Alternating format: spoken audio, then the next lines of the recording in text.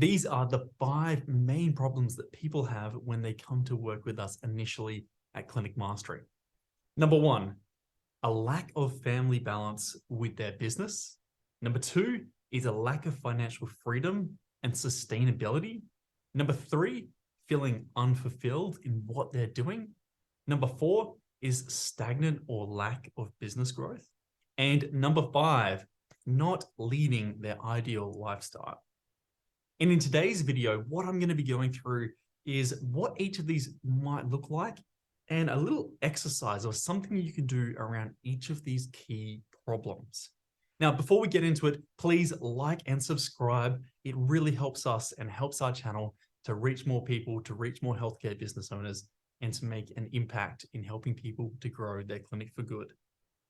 Now, without further ado, let's dive straight into this and stick around until the end, because I think the last exercise is going to be worth your while, my friends.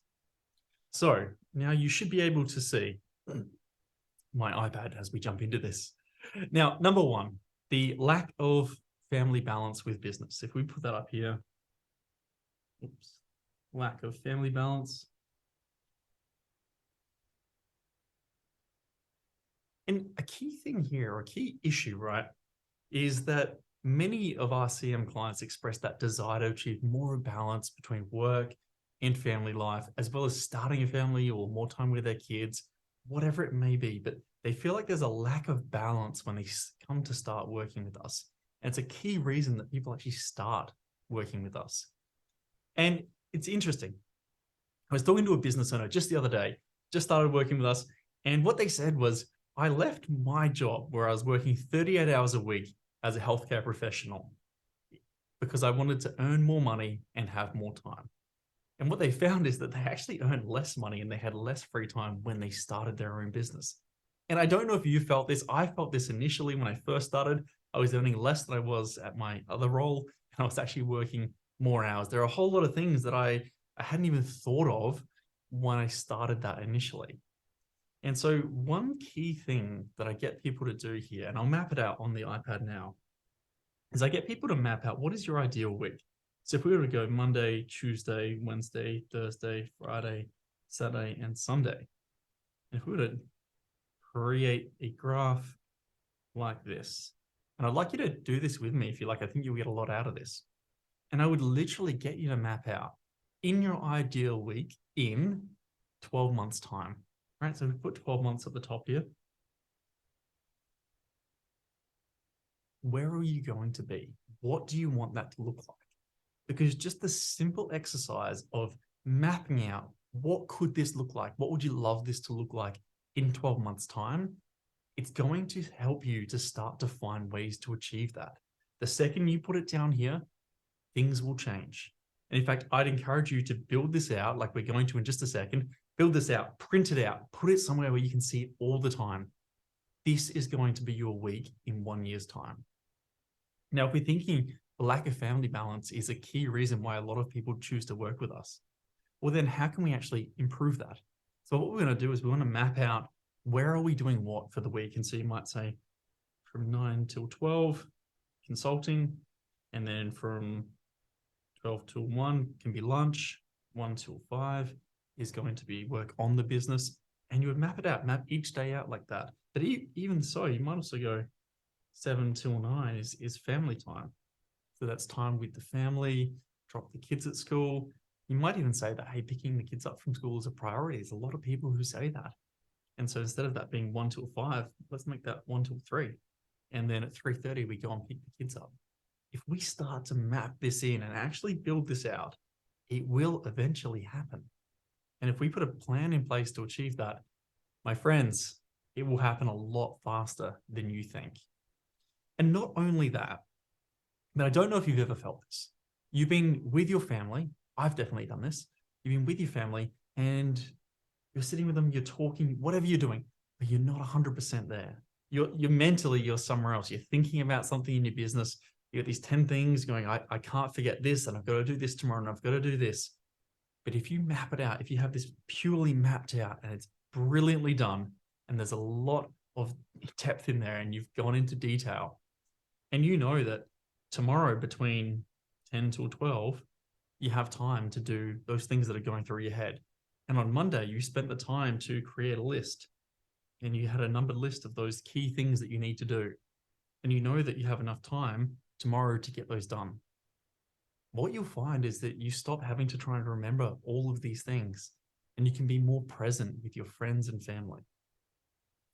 It might seem overly simplistic, but just that little thing helped me. It's helped so many of our clients. So that is the first thing. Now, the second problem, let me read a new page here. The second problem that people come to work with us for is a lack of financial freedom. Financial freedom. And I think this is key because it's hard to make really great decisions from a place of scarcity. When you yourself are in a place of abundance, you can make better decisions as a leader, as a mentor, as a family member. You're going to be able to think clearer. Think of it like this. If your business needs to make more money this week than you normally would in order to just survive, to make ends meet, you're going to have to look for those quick wins. Now, those quick wins may not always be in line with the long-term goal of the business directly, right? You may be doing things that you don't really want to do in the short term to make ends meet. And that is necessary at some points of business. It happens, and it can happen again. If we all remember what happened early in COVID before the supports came in, I'm sure many business owners watching this were remembering the stress we went through, the ways we were thinking about how we can diversify and do these other things in order to make ends meet, to pay our team, to pay our bills. It was a stressful time. And so when you're in that position and you're in that survival mode, it is harder to be a fantastic leader and to make great decisions. So we help people to achieve financial freedom. We look at areas of the business that can be optimized. How can we decrease expenses? Think of it like this. We want to decrease expenses. We want to increase profitability. But what does increased profitability mean? Because it's not something that fully drives people. It is a driver. But most healthcare business owners don't come to me and say, hey, Pete, I want to make $2 million. It's not a normal thing people say. Most people say, honestly, if I can make $250,000, $300,000, $400,000, I'd be happy. That'd be amazing. That'd be life-changing for me and my family. They're thinking about what does profitability mean for your family, for your business, and your team. Because I've seen some clinics that are wildly profitable. And it doesn't necessarily mean that the owner then goes and squirrels it away and chucks it all in the bank and they buy Lamborghinis and Porsches. I mean, sure, if they want to do that, fine. Absolutely. But I've seen some businesses do amazing things. I've seen some businesses go and give back to charity. Some of them went overseas to actually do a stint overseas. I've seen them give more bonuses and rewards to their team. That was super cool. I've seen them invest in facilities, in massive, huge facilities that then increase the client care. That's a C, by the way, client care. That's improving. Oops, there's an arrow up. I've also seen them reinvest into team development.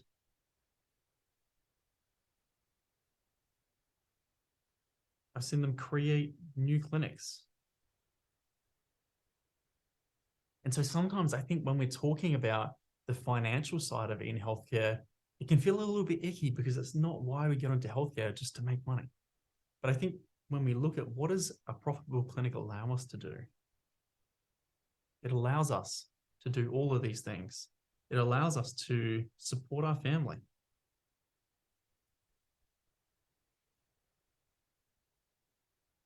It allows us to do so many things.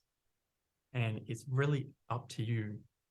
But as a leader, I think it is our role and our responsibility to make sure that we are profitable, because it allows those better decisions from that place of abundance. And then we can look at all of these things over here that we can do to give back to our team, to our family, and to our community. Now, the third problem that we help people with is feeling unfulfilled. Now, I don't know if you felt this before. I've definitely felt it a few times throughout my career.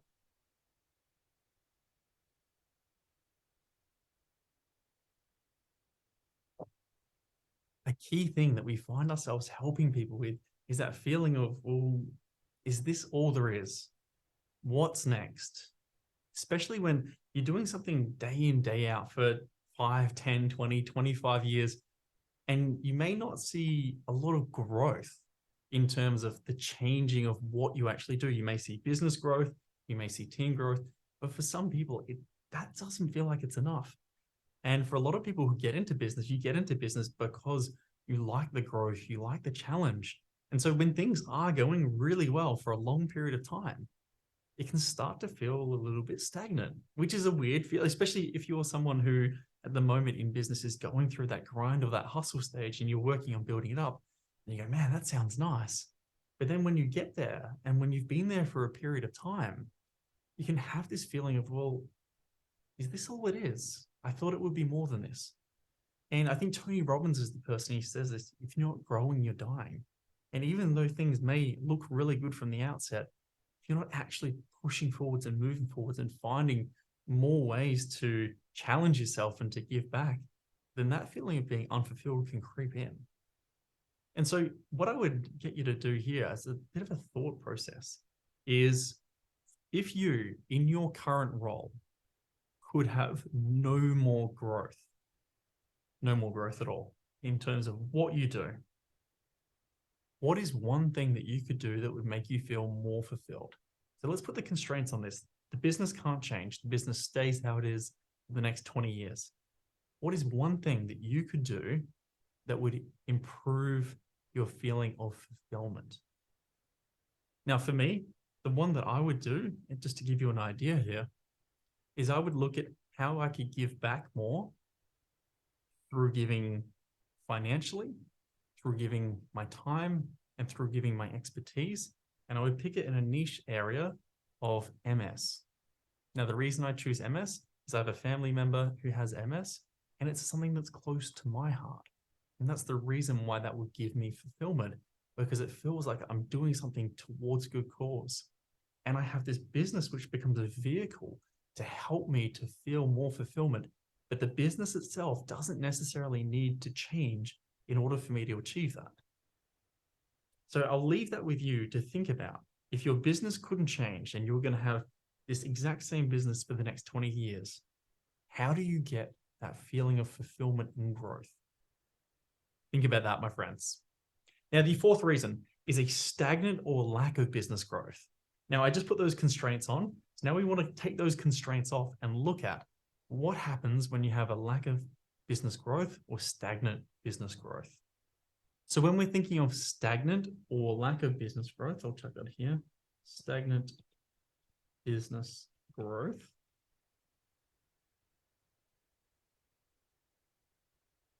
Let's do an exercise. What I want you to consider is, what is the key problem in your business that is causing that lack of growth? And let's go through this example. So let's pretend that we have a PEDS clinic. They have psych, speech, OT, and physio, right? So let's think about what could be causing this stagnant business growth. If we think about it, likely there's too many clients. There's going to be a wait list. There's probably hundreds of people on the wait list. And if you're a business owner in this area, that's no doubt stressing you out, because there's a lot of kids out there, a lot of families that aren't getting the services that they need, the support that they need. So what is stopping us from servicing these clients? So let's break it down. It could be, number one, therapists. That's a pretty common one at the moment. We don't have enough therapists. Number two, could be room. Maybe we've got enough therapists, or maybe we just can't add any more therapists because we don't have any more rooms. Okay, and maybe three could be the systems and structures. Maybe where you are right now, it feels like a lot of work. So the thought of bringing on more therapists and growing, and the extra workload that that's going to cause and end in, is too much to bear. So let's look at these three and break these down now. So if we can't get enough therapists, the problem here being not enough therapists, well, let's dig deeper. What could the real problem be here? So the real problem could be that we don't have a system. for recruitment. Okay, because not having enough therapists could be the result of not having a long-term recruitment system and plan. Okay, what else could it be? It could be that our culture isn't enticing enough. It could be that our team isn't renowned, or our clinic isn't renowned enough. So essentially thinking maybe think of your team and working your business like a product. If you make your product better, more people are going to want it. If you make working in your team better, more people are going to want to work in your team. And so you can start to think through, well, how could I solve these problems? And identify which of these problems could it be for you? So it may be that, hey, working as a part of your team, it's great, but there are these 3 or 4 other things that you could do that would make it, turn it from a great experience to an absolutely exceptional experience. If you can create a workplace that is an absolutely exceptional experience, then I think you'll do incredibly, incredibly well. And I think back to, many of you would know Clinico. I saw one of their job ads the other day, and I just thought it was one of the best job ads I've ever seen. Just to relay a few things that I remember from that job ad, and you get paid a full-time wage, it's 30 hours a week, there's no meetings, no managers, you get an ergonomic desk set up, they'll sort out for you, they send you fresh fruit every week. There's a minimum of 4 weeks annual leave paid each year, not a maximum, a minimum. Just thinking about how they've worded that, how they've created that, I don't know the stats, but I imagine at Clinico, the amount of people that leave, or their churn rate of team members, would be very low. And the people that would want to come and work there would be very high because of the culture that they've created. And it's not just sending people fruit, it makes people want to work there, but it's this culture that they have created that I think is absolutely incredible. So Joel and the team, if you're watching this, bloody awesome work, my friend. I think what you do is incredible. If we look at room, okay, well, the problem may be that we don't have enough room. So maybe we're not doing mobile. There's no current in-home care. Maybe we're not doing, or we need to move to a bigger place. So it could be just like constraints on the current building. And so we can look into that. What's the actual problem here? And then the systems, right? It could be our admin. It could be our onboarding. It could be our therapy systems, whatever it may be here. But there will likely be some limitations at some point if it's systems-based and the current number of clients feels like it's such a huge client load and you can't take on any more. There will be some systems there that can be refined and improved. And so going through this process, we can start to go, all right, if we have stagnant business growth, where is the problem? What is the biggest problem that we can fix? And if we fix the right problem, we will see business growth. Often we fix the wrong problem and we feel like we're just spinning our wheels and not moving forwards at all. That happens when we fix the wrong problem. Einstein once said, if I had 60 minutes to solve a problem, I would spend 55 minutes defining the problem and 5 minutes solving it. When you really identify what is the problem you need to solve, it becomes much simpler of how to fix that. And the final key problem that people come to us with initially is not leading their ideal lifestyle. So let's scroll back up to the top of this one here. The lack of family balance and not leading their ideal lifestyle, these two link into each other. So I hope you've spent a little bit of time already going through and creating this now. What I'd love you to do, and this is where the most value in today's session is going to come from, is I want you to map out, what do you want your Monday to look like in 12 months' time? What do you want your Tuesday to look like in 12 months' time? Wednesday, Thursday, etc. Not, this is what I think it could be like. What do you want it to look like? And then from this, I want you to go through, grab the highlighter out with the highlighter, and I want you to actually go, all right, which of these could happen right now? Because you would be genuinely surprised if you organize your time better and you structure it better and you map it out ahead of time and you have this structure, there would be 1 or 2 key things in here that you can implement straight away. Do you want to pick your kids up from school or drop your kids off from school? Is that a priority? Let's put that in. Let's make that happen. Maybe it can't happen today. Maybe it can't happen tomorrow. But what could we change and work on so that in 3 months' time, that is a reality? Because the second you put your foot down and say, this is a standard for me, this is going to be something that I do moving forwards, you will find a way to make that happen. Because I guarantee you are, as a business owner, you are always going to be busy. There will always be something to do. And your time, if you don't prioritize it, someone else will prioritize it for you. So do this exercise. Take some serious time here. And I know you're probably thinking, but Pete, I've done things like this before. When you sit down and you do this properly and you stick to this, it will change your life. I guarantee it. Now, my friends, I hope you've got something out of this video. If you've gone through and you've done that exercise of planning out your ideal week, and you've picked 1 or 2 key things that you can implement straight away or in the next 3 months, I would love to know in the comments below, what are they and how are you going to achieve them? Thank you again, my friends. Like and subscribe, and I will see you in the next video.